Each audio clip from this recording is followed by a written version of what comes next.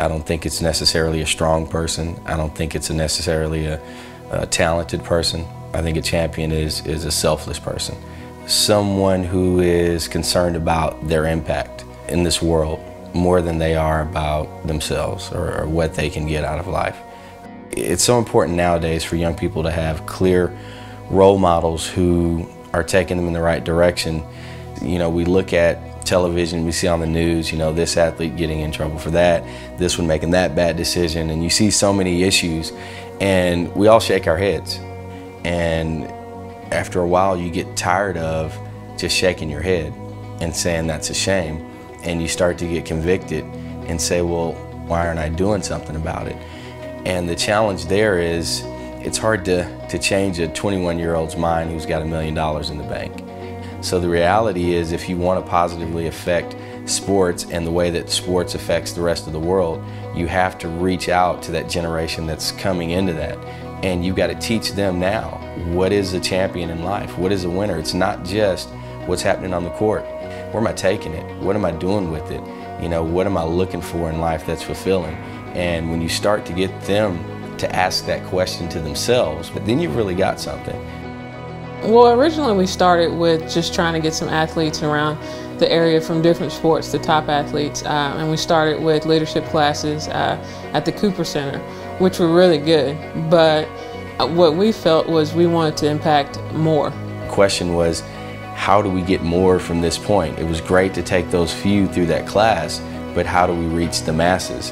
We needed something that would draw them in. An All-Star Game was a real option for us, and it made a lot of sense to be able to attract that talent that way.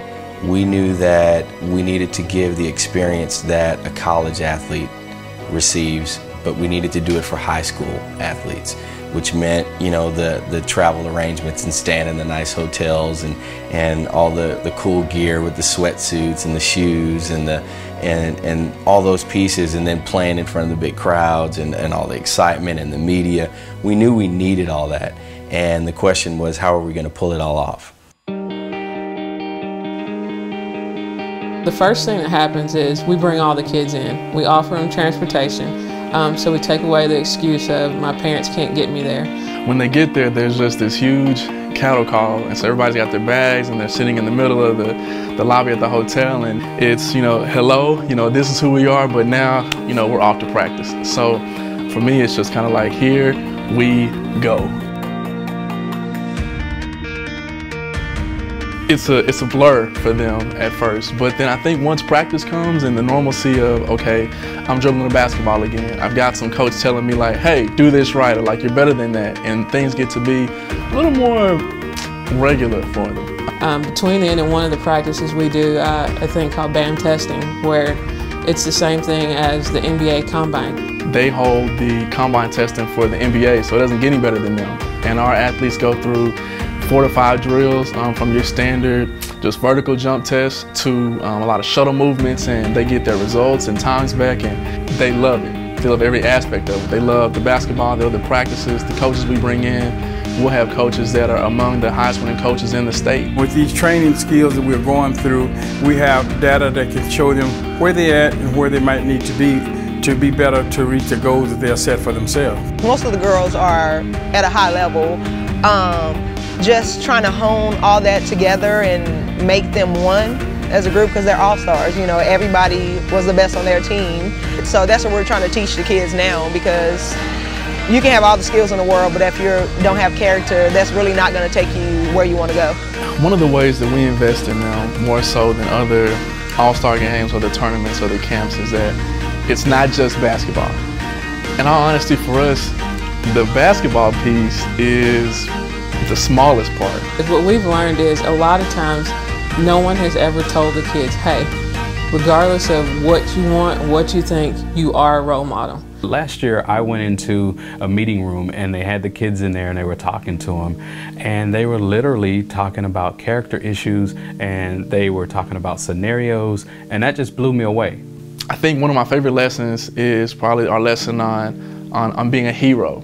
And it deals with the fact that heroes aren't some extraordinary person that nobody can identify with, but that they're everyday people like you and I.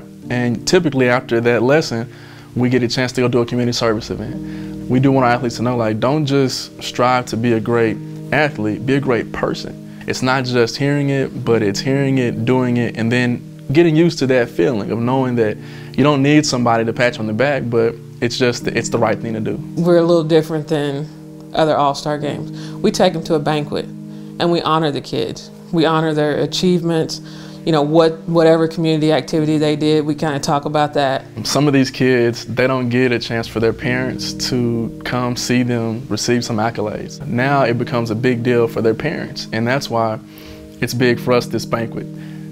Outside of practice, it's been very little basketball, but now the game is coming. And so the night before, you know, they're hanging out, they're starting to get ready, but you can just begin to see and hear that, okay, it's getting close to game time. It's starting to come to an end, it's starting to get bittersweet, but that there's one more big piece left, and it's time to get to it.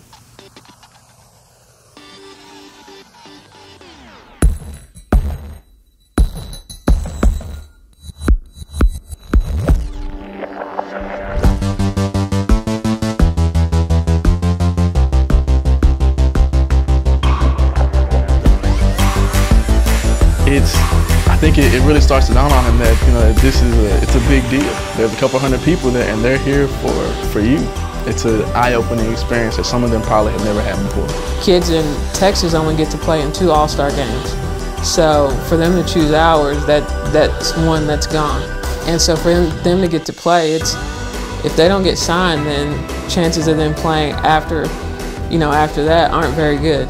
This game is big for the kids. For some of these kids, it will be their last organized basketball game. But some of these kids know that they're on the fence and that this can be a make or break game. It wasn't about, let's just put them on the court, let's get some cameras out there and let's get everybody excited about it. It was about the kids. Being an athlete is great privilege. You know, some people aren't able to make it to the pros, you know, so you always have to have something to fall back on. That's why they're given the character, you know, part to fall back on, and it just all comes together in one. I think they have a very unique opportunity here to help society, if you will, in creating a well-rounded athlete, not just an athlete that can go out and perform. It's a no-brainer for Core Power. From a natural perspective, it just makes sense for us to partner with a company like Elements of a Champion, a program like that. We don't want anything. We want to help the kids, and we want the kids to be better once they leave. We're not just trying to move people, but we're trying to catch every individual, and they can get the most out of that if they want to, because we're here for them. My hope for every kid that's involved with the Elements of a Champion would be that they leave with a clear understanding that a champion is a selfless person. You can be a winner on the court, you can win games, you can gain accolades, but a champion is a selfless person that leaves a positive influence and effect on their environment.